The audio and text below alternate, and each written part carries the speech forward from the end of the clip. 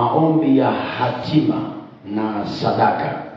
Ndani ya siku hizi mpaka Jumapili ambako ndio hitimisho, majumuisho ya maombi yetu ya mwezi huu wa kwanza, tunakuwa na majumuisho ambao tutawenda kwa maombi ya kina yanayobebwa na meza ya Bwana na sadaka ya damu ya Yesu Kristo, ambayo ni sadaka actually ya hatima kubwa. Hatima zetu zitashikiliwa kwenye sadaka, hatima zetu zitabebwa na sadaka, na mwaka huu utathibitika, kwani utakuwa umepigwa muhuri rasmi kwa ajili ya yale Mungu ametusemesha yaweze kutimia kwa kila mtu ambaye ameamini kile Mungu amesema, kwani mambo hutendeka kulingana na kile ambacho Bwana amesema. Na tutakuwa na maombi ya ufunuo wa kina sana, na kuanzia leo tutakuwa na maombi ya kina na timu yangu. Tutakuwa na maombi na timu ile, tukiombea mahitaji ya watu, tukiombea hatima za watu, tukiombea kila kitu ambacho utakuwa umeandika.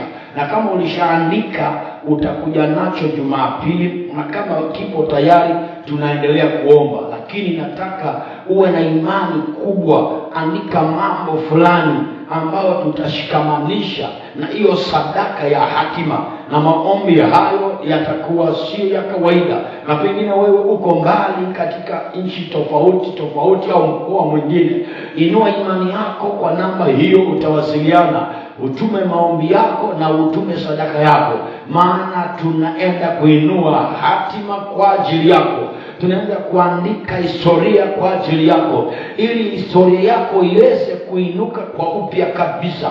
Na tutasoma mistari leo actually, kwa sababu muda ni mdogo, na soma mistari kutoka kitabu cha Wafalme wa kwanza sura ya 17 yote. Kwa upande wako utasoma, lakini tukichomoa mistari michache ambapo Bwana akaagiza Eliya alipokwisha kutangaza neno juu ya hali ya nchi kutokana na kuabudu mabaali na miungu mingine ambayo tumeishughulikia sana mwezi huu. Akamwambia, nenda kwenye mji wa Selepta, nchi ya Selepta, huko nimeagiza mjane akulishe, akutunze. Lakini ukweli kulikuwa na jambo limefichika pale. Ukienda mstari wa 11 na wa 12 na 13, hebu some hiyo mstari kwanza. Wafalme wa kwanza sura 17 mstari wa 11. Biblia inasema, alipokuwa akienda kuleta, akamuita akasema, niletee na kuomba kipande cha mkate mkononi mwako. Naye akasema, kama Bwana Mungu wako aishivyo, sina mkate ila konzi ya unga katika pipa na mafuta kidogo katika chupa. Nami ninaokota kuni 2 ili niingie nijipikie nafsi yangu na mwanangu tule tukafe. Hatima ilikuwa inaenda kuzikwa. Hatima ilikuwa ukingoni. Hapo Mungu akanisemesha hiyo ilikuwa ni sadaka ya hatima. Mungu aliona kuna mtu anaenda kuzama, anatitia, hainuki, anamalizika historia yake kifamilia. Mungu akatuma mtumishi pale kuikomboa hatima ya familia ile, na wakatakiwa tu kutoa sadaka, na hiyo sadaka ilitengeneza hatima. Hebu soma mstari wa 14 hadi 16.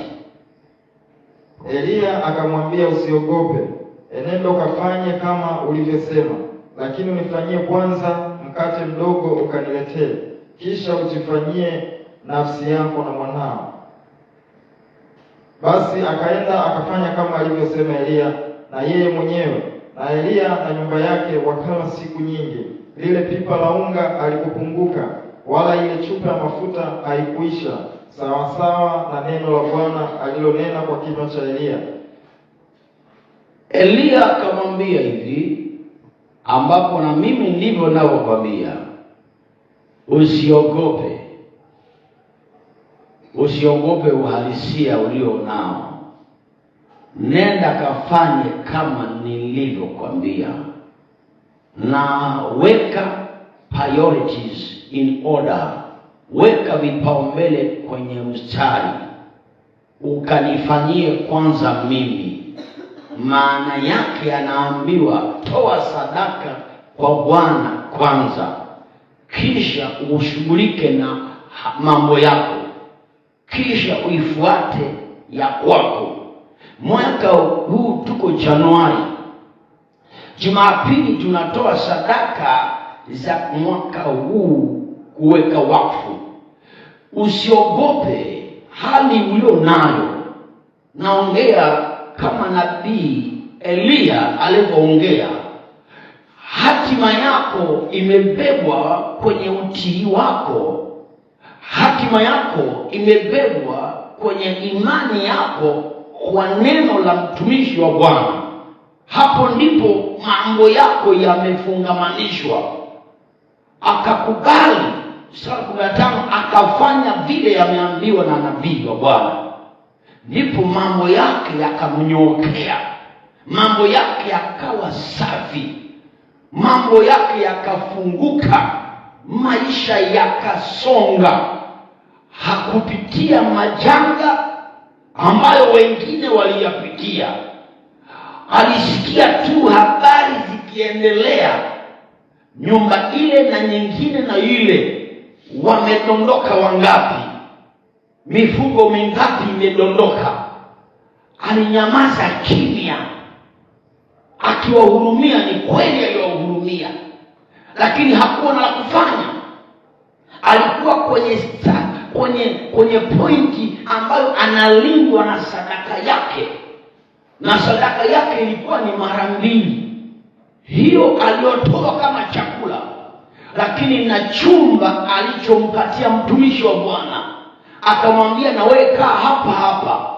Kuna watu ambao mpaka sasa huduma mbalimbali zinaendelea kwa sababu umetengeneza chumba kwa mtumishi wa Bwana, na hicho chumba si chumba cha kawaida ambacho kinajulikana ambavyo unavijua. Fedha yako na mali yako inasababisha ile huduma isonge mbele.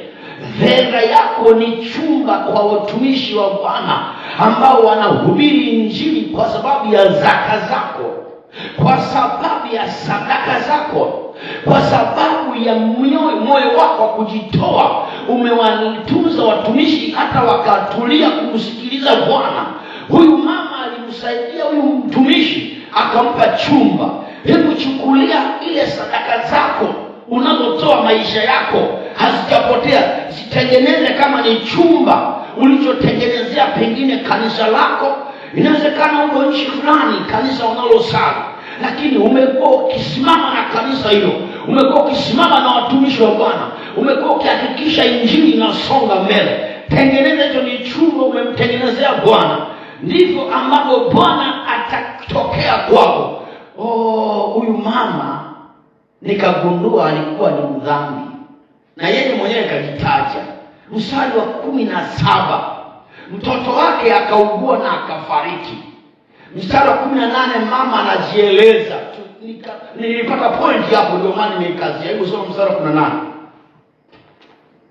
Akamwambia Elia, nina nini nawe, mtu wa Mungu? Je, umenijia ili dhambi yangu ikumbukwe ukamuue mwanangu? Akamwambia, nipe mwanao. Akamtoa katika kifua chake, akamchukua juu chumbani mle alimokaa mwenyewe, akamlaza kitandani pake. Akamuomba Bwana akanena, Bwana Mungu wangu, je, umemtenda mabaya mjane huyu ninayekaa kwake hata kumfisha mwanawe? Akachinyosha juu ya mtoto mara 3. Akamwomba Bwana akanena, Bwana Mungu wangu, nakusihi roho ya mtoto huyu imrudie ndani yake tena. Bwana akasikia sauti ya Elia, na roho ya mtoto ikamrudia, akafufuka. Elia akamtoa mtoto, akamchukua toka orofani mpaka chini ya nyumba ile, akampa mama yake. Amen. Mpaka hapo kwanza. Huyu mama akatambua ana dhambi fulani. Hapa kuna dhambi fulani kubwa alikuwa ameitenda inaonekana. Kwa sababu angesema Mungu amekumbuka dhambi zangu, lakini akasema dhambi yangu. Inawezekana sijui aliua, maana ni mjane, sijui aliua mume wake, hatujui, sijui alifanyaga nini, lakini nimetambua alikuwa ni mtu mwenye uwezo, maana Elia alikuwa gorofani. Kumbe ni mjane, alikuwa na uwezo wake, alikuwa gorofani. Sasa tunaona mama huyu anataja dhambi yake, lakini Elia ashughuliki na dhambi ya huyo mama. Saa hiyo sadaka haichunguzi dhambi ya mtu. Hapo Mungu ameshaamua kubadilisha maisha ya mtu. Elia anasema lete mwanao mama. Hapa hatujadili dhambi, lete mwanao mama. Akapanda naye kule juu gorofani, akamwambia Mungu, hii chumba kwanza ni sadaka, imetolewa, naishi hapa ndio ufunuo unakuja, hapa ndio unazungumza nami, na weka huyu mtoto, hiki kitanda ni sadaka, na weka huyu mtoto hapa Baba, ni mpaka kieleweke. Akaomba mara 3, akasema roho yake irudi. Mungu akasikia maombi ya Elia, mtoto akarudiwa roho yake, na akashuka akampelekea mama. Ndio huyu, nataka nikwambie, huyu mama hatima yake ilikuwa inazama. Hata hivyo, kabla Elia kwenda, ilikuwa hata angekufa pia, lakini Mungu akamhurumia. Na mimi ninataka nikwambie, tunapoenda kuhitimisha maombi haya, hatima yako inaenda kulindwa. Kama kuna vitu ambavyo viliuawa, kama vile Mungu alinionyesha tukianza mwezi, kuna makaburi mengi ambayo yako na majina ya watu, kuna vipao vimeuawa, kuna fursa zimemezwa, kuna afya zimemezwa, yani kuna baraka za watu zimebukiwa na mapepo. Iko miungu inatafuna watu, iko miungu imeshikilia watu, iko sadaka tutaomba na utaiachilia. Sadaka 2 ambazo sitaendelea sana. Ya kwanza ndio hiyo ambayo mama alitoa, lakini Elia naye aliachilia sadaka.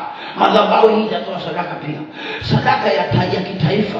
Alienda pale mbele, akajua taifa lilikuwa la Israeli limeasi miungu mabali wanaabudu, ndipo akatoa sadaka, akabadilisha historia yote, na manabii wa Baali wakauawa. Tutashughulika na miungu, tutaangamiza. Tunaposema tunaua miungu, maana yake utendaji kazi wa miungu ya familia yako, ya ukoo wako, mizimu yako, majini yako, tutafyeka, tutayaangusha, tutaondoa nguvu zote za matambiko na makafara kwenye nchi yetu. Tutaitakia Tanzania baraka na amani. Hivyo nataka utajua, ile sadaka unatoa, unatenga hata kidogo tu, hata kama ukitenga shilingi 5,000, andike hii ni kwa taifa, nalitakia amani, hii nalitakia taifa baraka, ili kwamba tuunganishe. Maana nchi ndio mahali unaishi. Huwezi kubarikiwa wewe peke yako, mahali unapoishi pasibarikiwe. Kwa hiyo tutaliunganisha na taifa. Na Elia akaomba maombi mazito.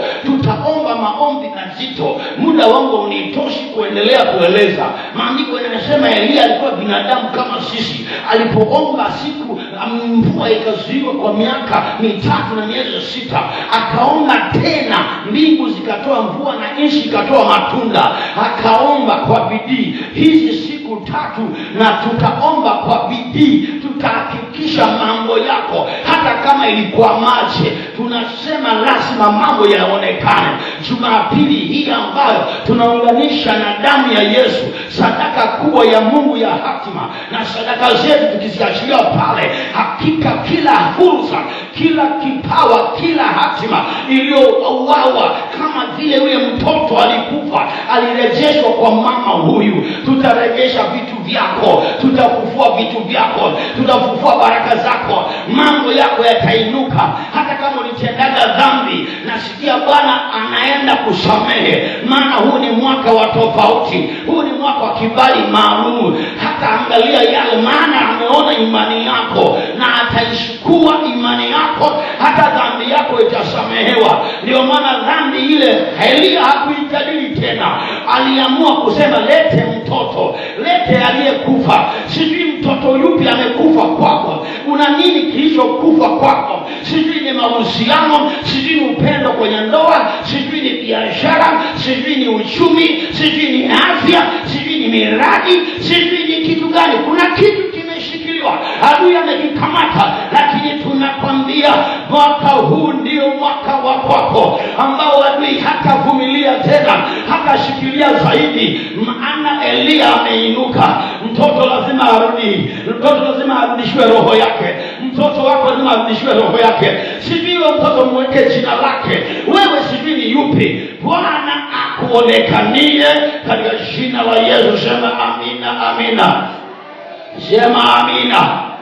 Simama kwa miguu yako, mshukuru Mungu na umwambie Bwana asante. Ndani ya siku hizi 3 endelea kuomba ukisubiria siku ile ambayo Jumapili tunahitimisha. Tunakita kwenye maombi, na uandike maombi yako. Tutakuwa na kiti tutaweka hapo, utaweka ile maombi kwenye kiti cha Bwana. Hapo Mungu atajibu maombi kwa ukubwa usio utarajia.